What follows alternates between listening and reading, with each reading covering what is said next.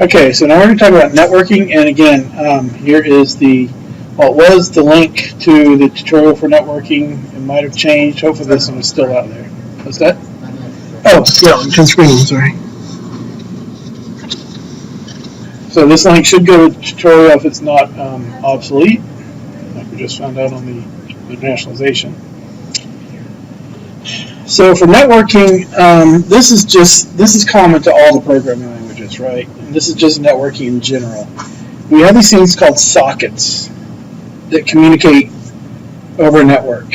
A socket is basically a receiver and or a sender of data, and it's an endpoint. That means that's where the network data stops and we start transferring it up into the application. These are logical connections, so they're in software. And again, we can send or receive data from systems. A lot of times the scenario we'll do here is a client-server application. So you have a client sending data to the server and then the server returning data back, similar to a web server, right? The web browser is a client that connects to the web server and the web server sends information back. So client-server is a very common application of networking. So the way it works is the server is sitting there listening for connection requests, listening for clients to connect to it after the application starts on the server. The client knows the server in some form or fashion. It knows its host name or it knows its IP address, and it connects to the server and requests a connection or attempts to connect to the server. The server either decides to accept it or deny it. Whether it accepts or deny it might depend on things like what's the current state of the application, maybe there's authentication involved, and so it decides if it's going to accept the connection, and if it does accept it, it establishes a connection between the two. If it denies it, it basically shuts down the client. The client will get an error and it'll fail. So once you have this connection established, you have a socket on the client side, a socket on the server side, and the data is communicated between the two. Now the socket on the server side is kind of special. It's called a server socket, and it's the thing that's sitting there listening for connections to it. So once that connection is made, then it establishes the ability for the client to connect to it and communicate back and forth. Now the server socket itself provides a numeric port value.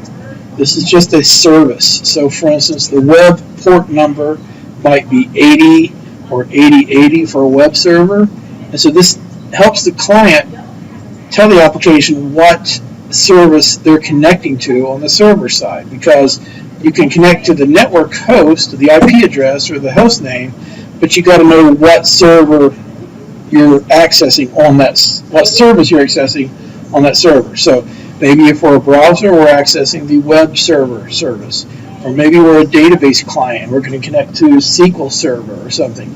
And each of those applications on the server side would have their own unique port number. And so the client has to determine that. In some cases, it's a well-known port number. In other cases, it's a browser application that looks for it. The client has to know that port number as well as the server identification information, like the host name or the IP address. And that's how it connects to that particular service on the server. So the port itself is associated with a TCP service. It gives us up to 65,535 different port numbers. And so we have 0 through 1024 are reserved. You can't use those for your own custom server. So if you're going to write a server, you can't use those. And actually, some higher ones are kind of well known, and you don't really want to use those. So you usually go pretty high up in the numbers you're going to use for your own server, like in the 30 or 40 or 50 thousands. Okay. Email, for instance, runs on port 25. Web services historically run on port 80, although they've moved that port 8080 as well. So these are privileged, reserved ports. So you can choose any non-privileged number that's not used by a current program. You can't use one that's already in use by a program. So this takes a little bit of research on your end to find out what is running on the system you're going to be creating the server for to determine what port number you want to use for the application. So to create this server socket for us to listen to connections from the client on, We use the server socket class, and we instantiate it with the constructor, and we pass the port number to it. Now this is running on the server, so the server knows its own IP address, so we don't have to give that information to the server. We just have to tell it what port to run it on. This will establish that listener here on the server side that's be waiting and listening for a client to connect to it. So we don't have the connection established here, we just created the socket in order to establish it. So on the client side, we're going to create a socket, not a server socket, but just a regular socket, and we're going to provide the identification of the server, host name or IP address, and the port number. Now notice up here, after we've created the server socket, we're running this accept on the server. This is where the server just starts to listen for connection requests. We've used the constructor to create the server socket itself here. And so now we call server socket.accept. Now the server just basically goes into a blocking mode and sits and waits for connections from clients. So on the client side, we instantiate the socket with this server name and this port. And when we do that, we're going to be trying to establish a connection to the server. Now we can identify the server by an IP address, which is in a string here, just by number. Or if you have DNS working, you can use the host name.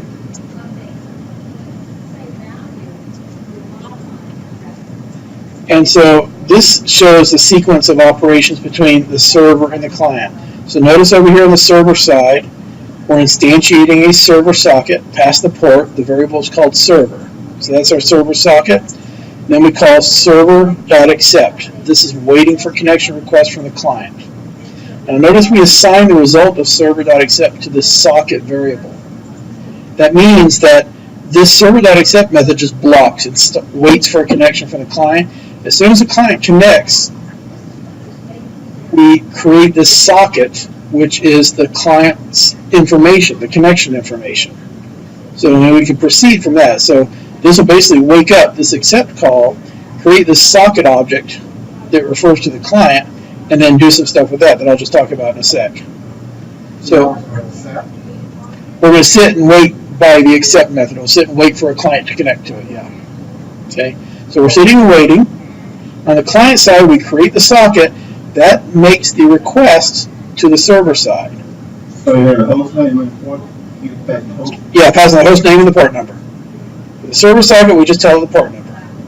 So this constructor does the request to the server socket to say, hey, can I come in, right? Can I talk to you?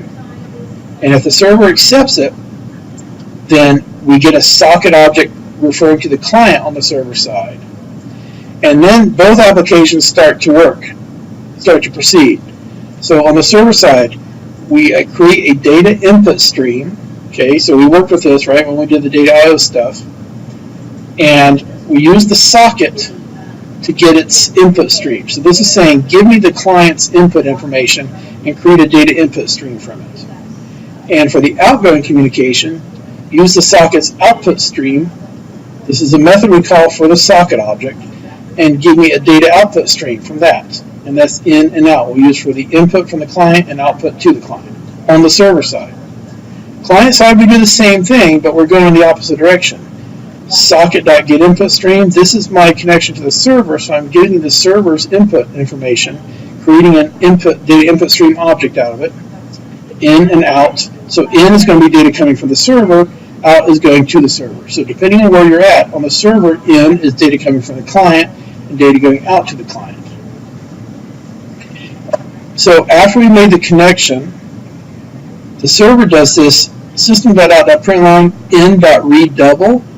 Notice he's using the data input stream for the client. So this is going to block and wait for the client to send us a double value, just a number. Okay, this is a real simple client-server application. So in the double doesn't know it's already set up and we design it that's what it expects. Yeah. So read double from the client side.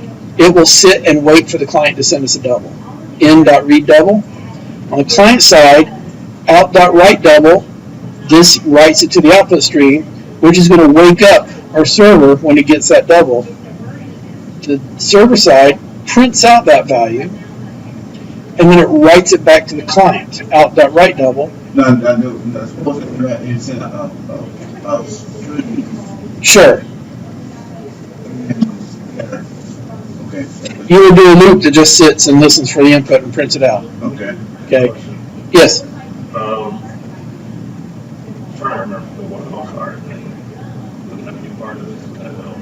Wild I card. don't know what's coming in.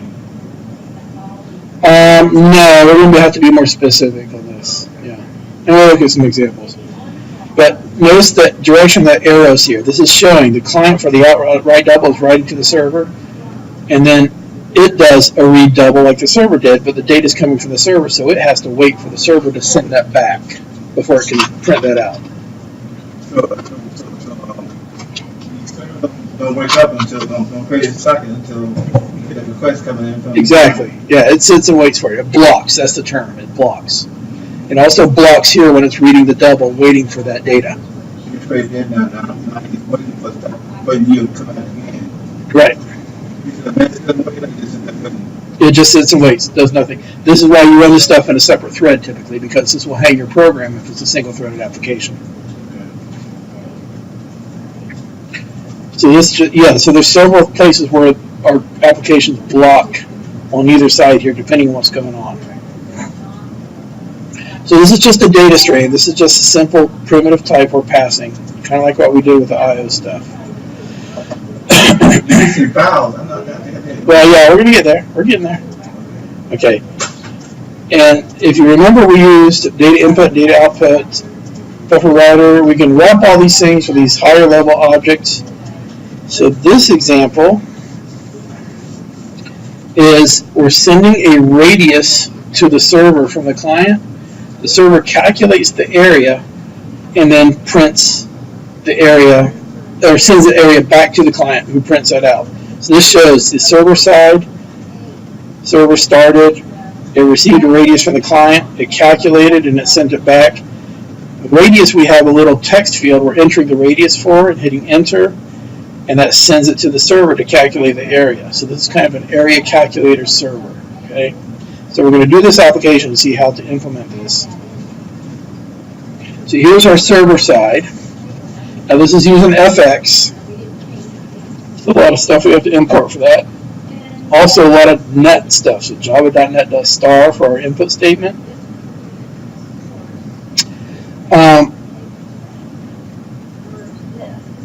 So we're doing a text area. And so if you look at the server side, all it is one big text area. We're just going to print text out to that text area, the scroll bars. So that basically sets up the GUI. Create the text area, put a scroll pane on it, put it all in a scroll pane with that size, then start the GUI. But we also have, after we've set that stuff up, notice this is not the end of the application of the Circle server, the start method. We keep going and we do a thread. This is going to be our a separate thread that's going to handle the networking stuff. And so in this thread, we're creating a server socket, and we're going to run on port 8000. That's what he uses for most of his examples. So start the server socket. Now remember, we had to use run later for the Eat at Joe's stuff, a separate thread for the GUI thread. So that's what we're doing here. We're sending out the text to that platform.runLater method, and we append the text to the text area. The server started at a certain date. Here's the server socket. We're creating that socket object, and we're doing the accept. So we'll sit and wait for this connection from the client. That's not going to hang our application, though, because this is a separate thread. So our GUI stuff is running in its own thread. So this is going to allow the GUI to still be responsive, but this is doing the network stuff in this thread. So create our server socket and call the accept method. So we're sitting and waiting. The client now connects. We do a data input stream and data output stream based on the socket from the client. And then we're just looping. We're getting a double from the client. We're calculating the area, and we're sending the calculated area out to the client and then printing stuff to the text area. Receive that radius, and the calculated area. So here we send it back to the client, and then we print some information. And we just keep looping on this. This is all part of this thread. Notice we have the catch IO exception for our data input and output streams. And this is in the start method to start our thread that we're using a lambda for here. So that's the server side. There's all there is to it. It does the radius input, and it calculates the area and spits it back out, sends it back to the client. The client side, we've also got an FX application. Our start method sets up the GUI. Now this one we have the text field for the radius, so it's a little more complicated. And for our text field, set on action. So this is where we hit enter in the text field. We get the radius from the text field, and we write to the server socket. That must be on the next slide to set up the networking for the client. So assume we've got our socket set up for the server. We write it to the server. Notice here we're flushing the buffer. This is telling the server that, okay, that's the end of that particular set of data. So toServer.flush. Then all we do is sit and wait for the area to come back from the server. So redouble on the from server, the socket from the server. And we put the text up there for the values. Now the network stuff, let's see. Hello. Question. Yes. The from server for any level, like on the previous one you had 202 radiuses. All we do is essentially just read each radius that you send in and it'll send back that information. Yeah, because we're on a loop.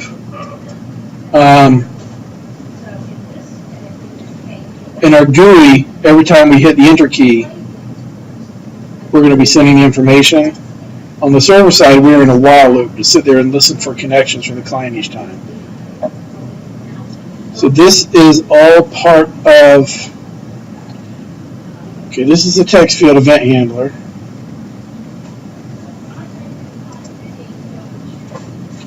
And we have our input and output streams as member variables for our client.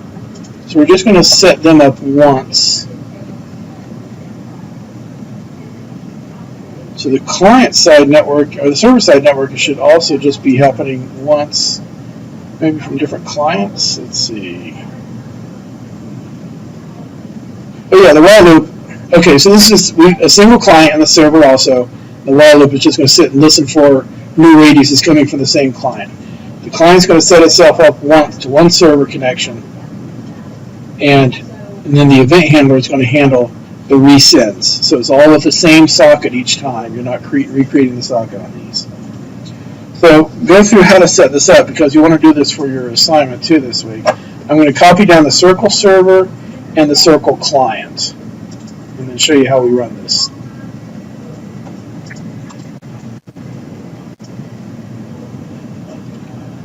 Close these guys. New Java.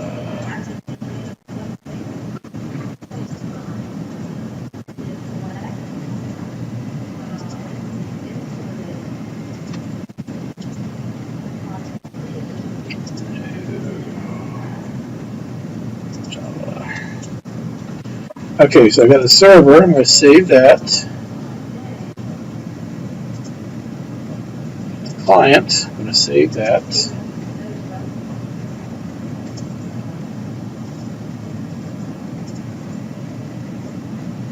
Then I'm going to build. I'm not going to run them yet though. So build on the server. Build on the client. Now, you have to choose here because you can only have one JVM running with JGrass. So the other one needs to be running from the command line. I'm going to bring up the command line.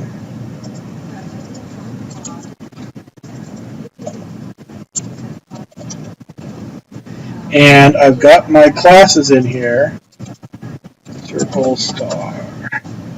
I have my Circle client.class and my Circle server.class. So I'm going to run my Circle server from the command line. So I'm going to do Java Circle server. just the name of the class, not the .class extension. That's going to bring my server up. And you might get a firewall thing. You just can either, I think canceling or allow, either one works. On these systems at least. So here's my server, it's my text area, running from the command line. So now I start my client from JGrasp. Size it down here so I can see around it. So I'm going to run my client from JGrasp. And so here's my client. So if you look at the my toolbar, I'm just going to see two Java thumbnails here. It doesn't really show what it is, but these are my two applications running down on my taskbar. So here's my server side, and here's my client with the text field. So all I have to do here is enter a radius in my text field and hit enter. So I'll put in 1, it's right justified, so it's way over here. Hit enter, and the server receives it, 1.0, calculates the area, sends it back to the client. Client says, okay, that's what I got from the server. Come back here, enter a new radius, hit enter, server gets it, calculates the area, sends it back to the client. So that's what we're doing with this. So when you're running the server client, you can't run both of them in JGrasp. You have to run one from the command line, your choice, run client or server, and then one from JGrasp. Because it can only run one JVM within that IDE. Okay? And then just exit out of them.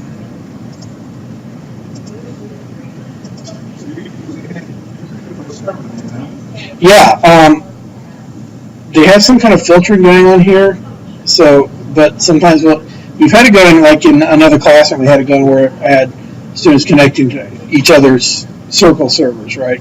Because all you have to do on your client side is go down here. You have to find out the IP address of the server, right? And then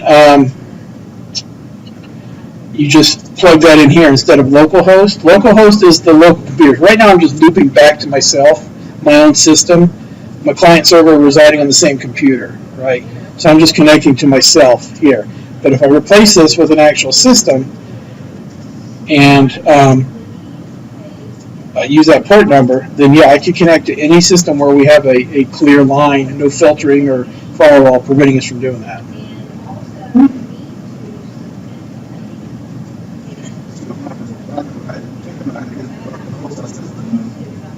Yeah, and so yeah, use localhost, you can test your own stuff. This is how we do a lot of network programming, to test our own things, but then eventually you got to switch it to a live server that's off of your box because, you know, really weird things happen in network development. And so things that it worked fine when I was connecting to myself, but when I connected to the remote system, then I had to deal with the firewall and all this other stuff that caused other weird types of problems. So yeah, eventually you'd want to make this a live server and have other systems connect to it to test it out. But for our purposes, just doing the local host works fine. And this again could be either IP address, or if you have DNS, you just plug in the host name for that.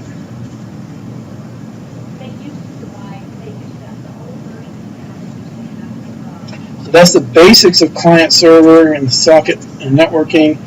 And we have a few extended examples here.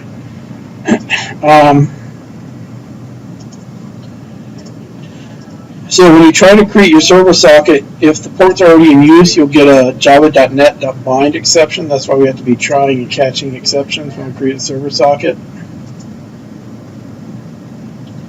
And when you connect to a server, on the server side, the client gets its own port number. So the server's on one port number, and then to talk back, the client has a port number as well. And so in this case, this example shows the server is running on 8000. The client connection uses port 2047. So they both have to have a port. The client port will be anything, though. The server port is always going to be 8000. So the 2047 is just basically for that particular instance of the application that used 24/7 to communicate. So is it automatic? Yeah, it does it automatically for you. So another one automatically set up? Yeah. So when the server talks back to the client, it doesn't have to look up the port number. It's already configured for it. It's all set up for it. The only time you need the port number is connecting to the server initially. And there's these command line utilities you can use in Windows. For instance, under here I'm running my client from the command line, and I had it print out the local port. And you see here it's using 58409. There's this utility called netstat on Windows, and actually it's on Unix as well. -A, it shows all your connections. And so in this case, 127.0.0.1 is the local host. That's my host name. And the foreign address is the same system. My host name is for this system is Lenovo. And so it's basically connecting to the same IP address. But here the client local port is 58409. But if I look through other ports, you can see here, listening on 8000, that's my server, and that's the server connection here. Port 8000 on the server side, talking to port 58409 on the client side. So network administrators use these tools all the time to see who's connected to their system, right? And the fact that it shows established here means that that current application is running connected on those ports. Yeah. In this case, it's just me, but this might be a different host name or IP address that shows me somebody else is connected to it, right? So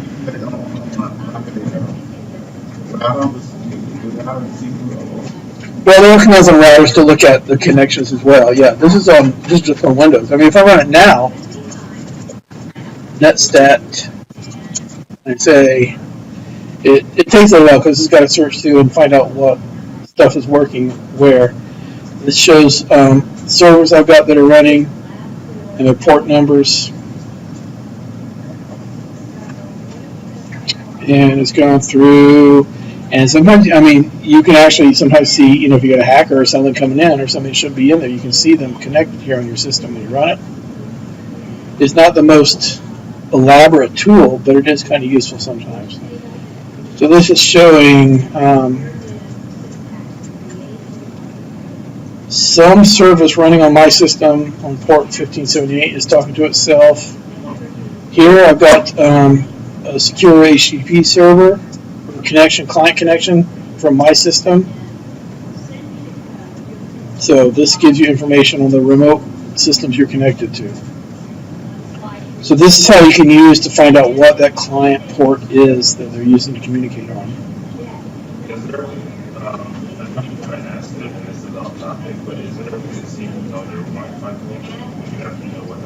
Wi-Fi, that would be going to the router and looking at, you can see the connections there. So. Well, the what? Well, usually you have to connect to your Wi-Fi router, which is usually 192.0.0.1, the default, I think. Your Wi-Fi router has documentation that tells you what IP address to use. That's the administration interface. So just from a browser on your system connected to your router, use a browser, connect there, and you log in, and then you have all these commands you can run to check that. So you have to know the IP address of it, though. But that's, again, usually there's a default, and then hopefully you know the password, because you got to know the password to get in there and look at it as well. So that's in the documentation for the router. You can always set your router back to its default settings and get it's usually, I think, like admin and Cisco or something for Cisco routers. Or it used to be. I don't know if they've changed it. But that's the first thing you should do is change the admin password on your router when you can, as well as your SSID. Okay, Java gives you this INET address class. So when you're connected to the client, you can get information about the client. So here you can see we create the INET address object from the socket that the client has used for the connection. You can get their IP address. You can get their host name and get their IP address, their host name and IP address.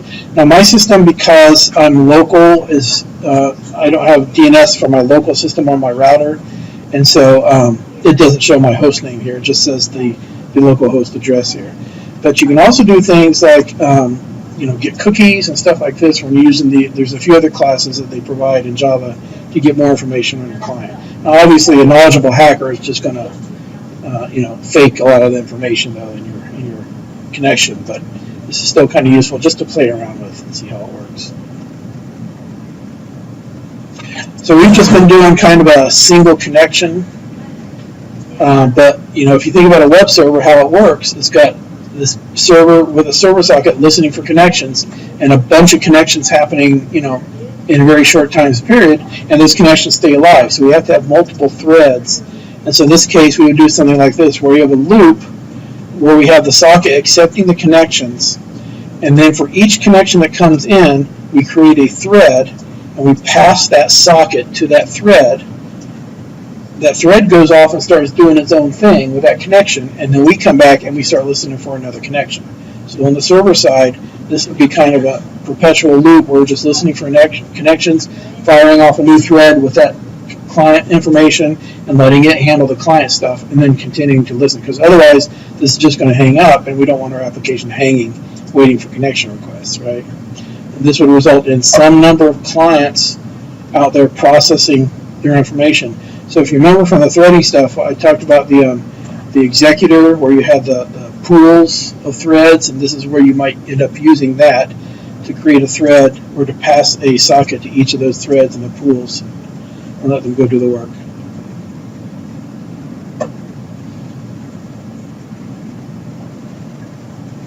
Okay, so we sent and received basic objects, a double. If you remember, we did that in I/O. The next thing we started working with was objects. So we want to be able to pass objects back and forth. And just like we did with the I/O streams for the files, we have object output and object input streams that we can use for network. And just like the file I/O stuff we talked about, the objects have to be serializable so that they can be broken down into a stream of bytes in order to pass them over. So for this example, we've got the student address. This is another GUI. Go to student address object that contains name, street, city, state, and zip code. Well, since you're going to be passing it over, it has to be serializable, yeah. So right here you see implements, Java I/O serializable. You're going to be passing that over. Because you're going over the network with it, yeah. So you have a client where they enter their information, they click the register to the server button, and it sends that information to the server. And server, if you can think of, it's going to save it to a file or to a database or something. And so this is a more complex application because we're sending objects, but it's not really that complex. On the client side, we got the object, and we write the object. You remember, just like we did with the file I/O, and that converts it down through the socket and gets converted into a stream of bytes over the network, and it comes back into the socket and gets reconstructed as the object on the server side. So this is the student address class. We got a constructor, we got our accessors, and then we have a student server file. This is our application on the server side. The main method that just calls the constructor for student server, that creates a server socket, port 8000, show that the server started, and output the file. So we're creating an output stream, which is a file to pass our student data out to when we get it from the client. So output to file is an output stream to a file, binary. Then we got a loop that just listens for a connection from the client. We get the socket, and then we create an input stream with an object input stream, not data input stream, but object. But other than that, it's the same. We read the object from the client, set this local variable to that student address, and we write that object out to the file.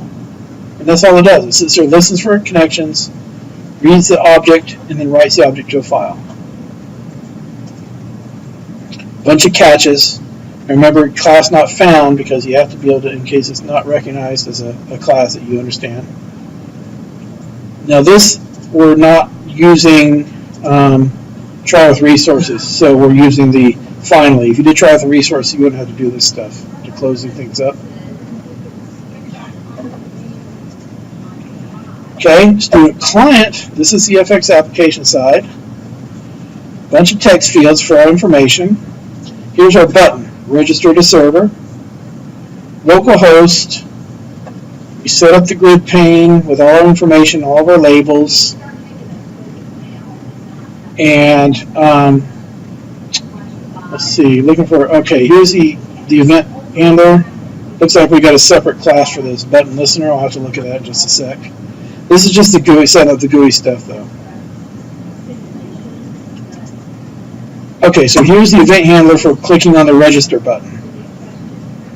Got a handle, socket, going to the host, which is localhost. So look up here where we're initializing our data, host equals localhost, so that's where that happens. So we're going to localhost, port 8000, create an output stream, object output stream, get the information from our text fields, create the object from that. So this is like that vehicle example we did. You just create a student address object, and then we just write that object. This goes over the network to the server side, and then we saw the server stuff where it gets the object and writes it out to a file. So it's a pretty simple application, really. The GUI is more complex than the actual networking stuff. So this is in Module 7 also.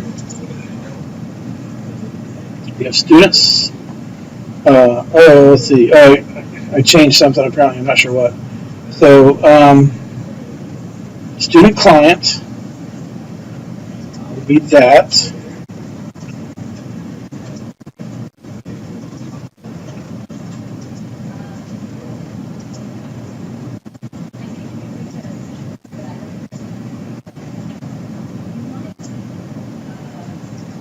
And we have student server.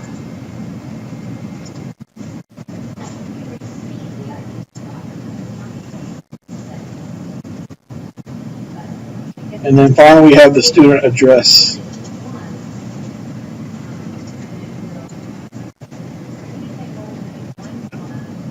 So we've got those three files.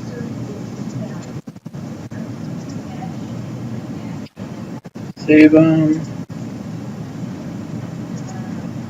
Save it.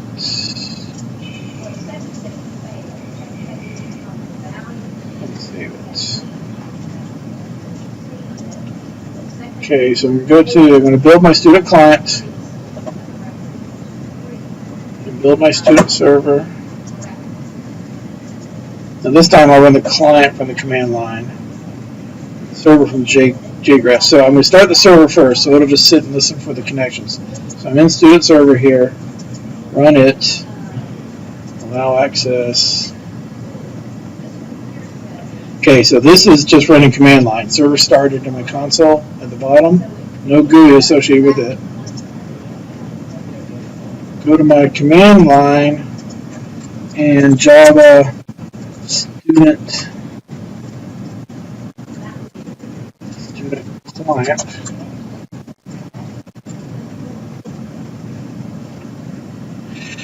Here's my GUI. Okay, so down here is my server console. Here's my GUI. So John Smith, 1 Oak Street, Jacksonville, Florida 32246. Registered to the server. So we got it. New student object is served. Now we can't look at it without having a reader. We'd have to write our own reader for this. But if I go look at this folder, itech Java.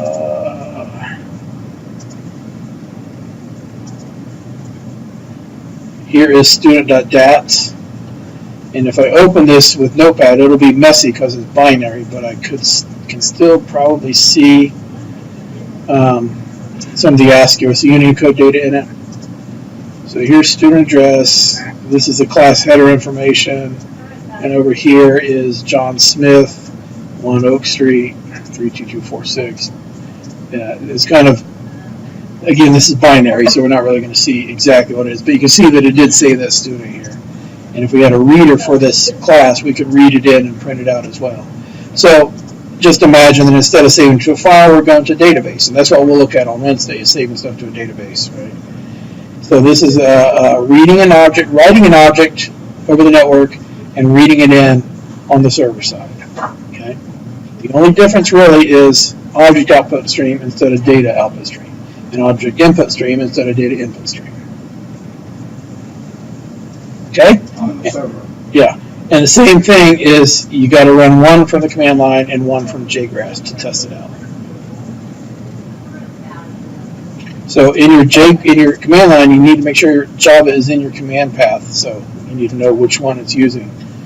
I have my command line path set, my environment path set to show the path for the Java JRE command, JVM command, which is just Java. If you can't find it, you have to change your path, and I think we covered that in. Where did we cover that? One of the slides covers how to set your environment. So you can set an environment variable with your path in it. Sometimes the installation will set up for you, but yeah, you have to check that. But on the environment side. Yeah. And so here, there's no real exit for the program. It's running this infinite loop, so I'm just going to end it. That'll end it for me. Okay? So the only other topic here for networking, and I'm not going to get into this, I'm going to show you. This is something I used back in the mid-90s when Java first came out, and it still exists, although it's changed a little, and I'm not sure how much it's used nowadays, but RMI is a really cool feature, and this is similar to, there's something called Corba. It's been around for decades. DCOM, been around for decades. The ability to have two objects on either side of the network that are basically the same object. So on the client side, you call a method for one object, and it actually calls the method on the server side. It's really cool. It's called remote method invocation. It's a real beast to use, though, because you have to use a special compiler, and you have to create all these stub files and set everything up, and so it's hard to modify, hard to maintain. But we actually used this where we had this, I had an administrative GUI that talked to our server, our Unix server on one side from a Windows box on the other side, and we were using this to call the system methods on the server side that did the privileged stuff. The Windows side couldn't do the privileged stuff, so we'd call the object on the Windows side would just call the remote method on the server side to do this privileged operation, and it would take care of that. So it was really cool, and it actually worked pretty good. The problem is that none of the other developers in my department understood how it worked. And so I didn't want to leave this code there and have them not know what's going on. So we just went to a more native networking method, the way we did this. But interesting feature, and if you can get it going, let me know, because it's really tough, really complicated. This is the link to the tutorial for it. I went to the tutorial. This is a recent version of it, because they have changed it. And I actually couldn't get it running. There were some security things going on that I did not understand, and so I couldn't get it working to demonstrate it. But it is still there. Just like some of the troubleshooting, I'm not sure if that's the way the remote access stuff works. I doubt it. They probably got, to be honest, better ways to do things now. But I still, occasionally, I know that this is still used because, at least for Spring and some other frameworks I've used, you'll see it when you get an exception thrown, you'll see this code, RMI code, in those exceptions. It's like, you know, in the middle of this big string of exceptions, like, okay, what are they using RMI for this? So, anyway, so that's just kind of a tangential topic there for that. So any questions on the network, though? You got your server socket, your client socket, the accept method, the connect method, the port numbers, host names, host IP addresses, and then the object transfer between server and client, and getting that set up and using it, and then separate threads for multiple connections. Okay? So we got some time.